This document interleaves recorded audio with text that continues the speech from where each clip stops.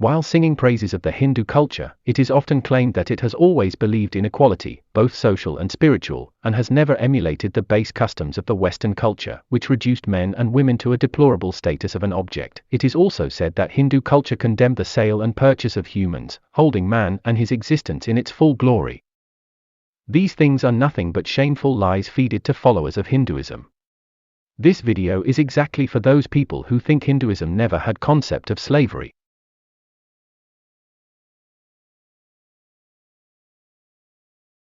Vedas are the oldest Hindu texts. They mention of slaves many times. Let us have a look at few examples. Rigveda 8:56-3 mentions of 100 slaves being offered. It states as follows: 100 asses, 100 woolly sheep, 100 slaves, beside garlands. Rigveda 6:27-8 mentions of Yavati, son of Chayaman, presenting a gift of slave girls stuffed in 2 big wagons to Rishi Bhardava. The opulent supreme sovereign Abhivartin, the son of Syamna, presents Agni to me 2 damsels riding in cars, and 20 cows. This donation of the descendant of Pthu cannot be destroyed. Rigveda 1:126-3 also mentions of slave girls. It states as follows: 10 chariots drawn by bay steeds, and carrying my wives, stood near me, given Mebisvanaya, and 1,060 cows followed. These, after a short interval of time, did Kakvat deliver to his father.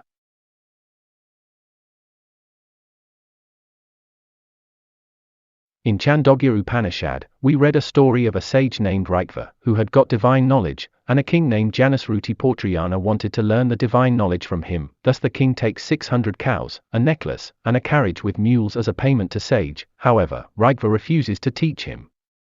Then King Janasruti again takes 1,000 cows, a necklace, a carriage with mules, and his own daughter as a slave girl to be gifted to sage. This time after seeing a beautiful royal girl being given to him as a slave girl. The sage accepts to teach the king. The verses of the Chandogya Upanishad 2:4 and 2:4-5 narrate as follows: He said to Rigva, I am giving you these 1,000 cows, this gold necklace, this chariot drawn by mules, this daughter of mine to be your wife, and also this village in which you live. Now, sir, please teach me. Lifting the face of the princess, Rigva said, You have brought me many things, but they are not making me speak. It is this face that is making me speak. This incident proves that women were gifted just like other animals and the so-called priests yearned them badly.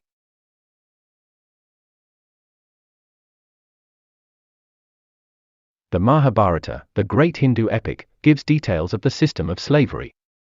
Yudhishthira, a Hindu prince who is called a strict follower of religion, bestowed a massive number of 2,064,000 slaves on 88,000 graduates, at the rate of 30 slaves per graduate.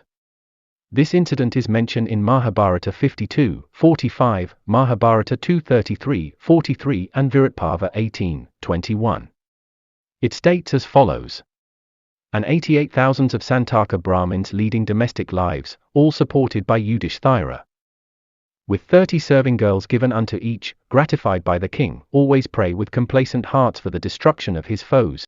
If such an enormous dealing in slaves was done by an individual, one can very well understand that there must have been countless number of slaves who led a subhuman life. The Mahabharata, Adiparv 2:20, also reveals that slaves, especially women, were given as a part of the dowry to the bridegroom. Krishna, in his sister Subhadra's dowry, gave along with other objects 1,000 fair-complexioned, charming damsels with lustrous hair and adorned with gold and who were good at serving. These beautiful women were to be treated as slaves or even as harlots. Krishna also gave many female slaves, as mentioned in Mahabharata 4.72.19-26, and Krishna gave unto each of the illustrious sons of Panda numerous female slaves, and gems and robes. Even Krishna's father Vasudeva also over 1,000 concubines, as mentioned in Mahabharata 16:7-37-38.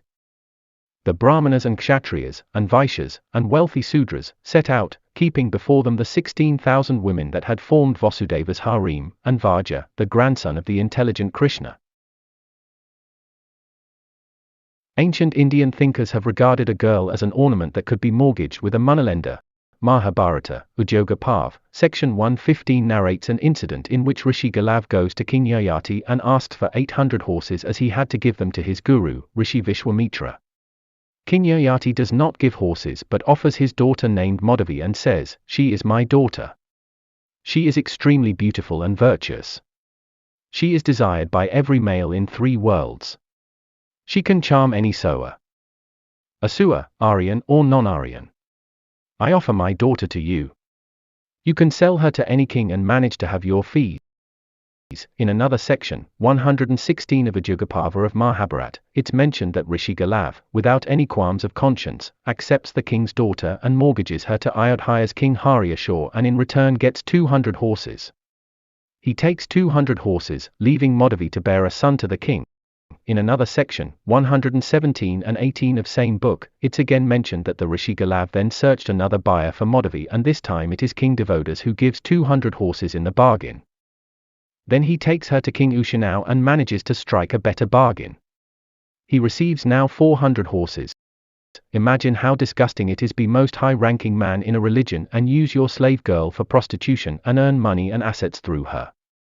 Such were the ideals and principles of the so-called learned scholars and rishis of Hinduism.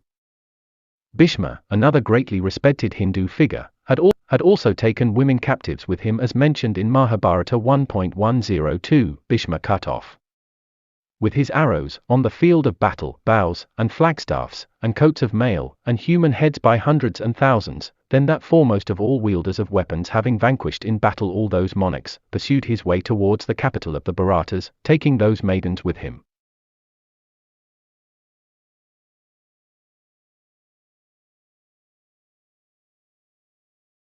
Ramayana is another Hindu epic that mentions of slaves. Dashrath was the father of Hindu god named Rama, the same god in whose name Muslims are killed, had slave girls as mentioned in Valmiki Ramayana, Bala Kanda 1, 1435. Thus, the officiating priests of the ritual, namely Hota, Adwaryu and Adgata have received in their hand the crowned queen, the neglected wife, and a concubine of the king. Next as a symbolic donation in the ritual by the performer, the king.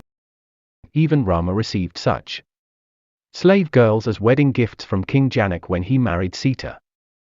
This is mentioned in Valmiki Ramayana, Bal Kand, Sarg 74, Shloka 5. Besides, Janaka gave hundreds of highly decorated girls, divine in their mien, as unexcelled servant girls and handmaidens.